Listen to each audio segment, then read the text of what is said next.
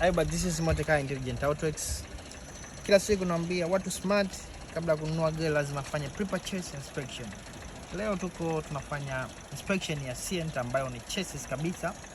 Kama unavyojua Sienta inakuja na NZ, lakini hii ni tofauti na ile ya kwenye IST ya kawaida wa NZ. Hii ya kwake ni D4 ambayo inakuja na high pressure pump, na hii engine inafanya direct injection, mafuta yanaenda moja kwa moja kwenye chamber. Sasa kisanga cha D4 watu wote mnakifahamu, yani huwa tatizo lake huwa ni lile kwamba ikifika point hii engine ikaingiza zile tunaita vibration kutokana na carbon, hakuna namna unaweza kufanya zaidi ya kufanya all night blasting.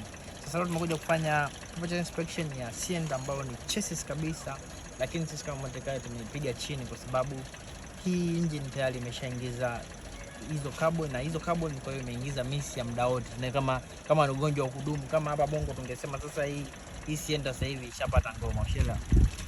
Sasa tunakuja kufanya pre-purchase inspection. Gari tumemshauri mteja wetu aachane nayo kwa sababu mbali ya mapenzi ya rangi na muonekano wa nje, gari injini yake hii tayari ina changamoto, na kwa kuwa ina changamoto mteja wetu atakwenda kumsumbua, na kwa kuwa sisi tunaamini ni smart, ameweza kufanya pre-purchase inspection, sisi tunamshauri achane nayo aweze kutafuta gari nyingine ambayo imenyoka.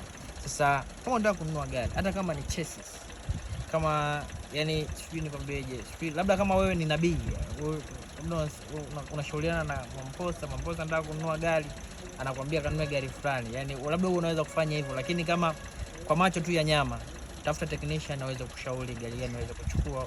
Jaribu sana kufanya pre-purchase inspection.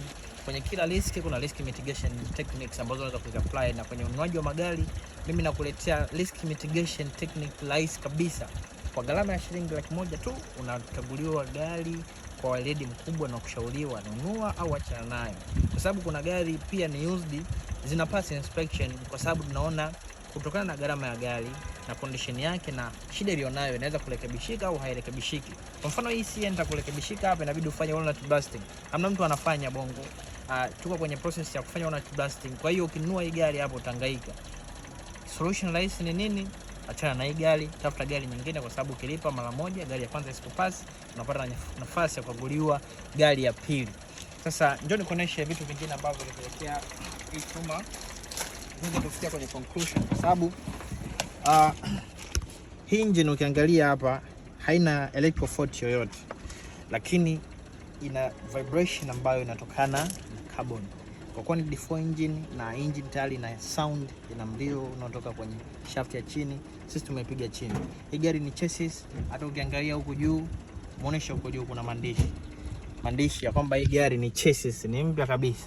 Kwa hiyo usikubali kufollow into trap ya gari kwa sababu tu ni chassis ukajikuta umeangukia pua. Karibu sana Motorcar, tuweza kufanya pre-purchase inspection iliyonyooka kabisa. Motorcar Intelligent Autoworks.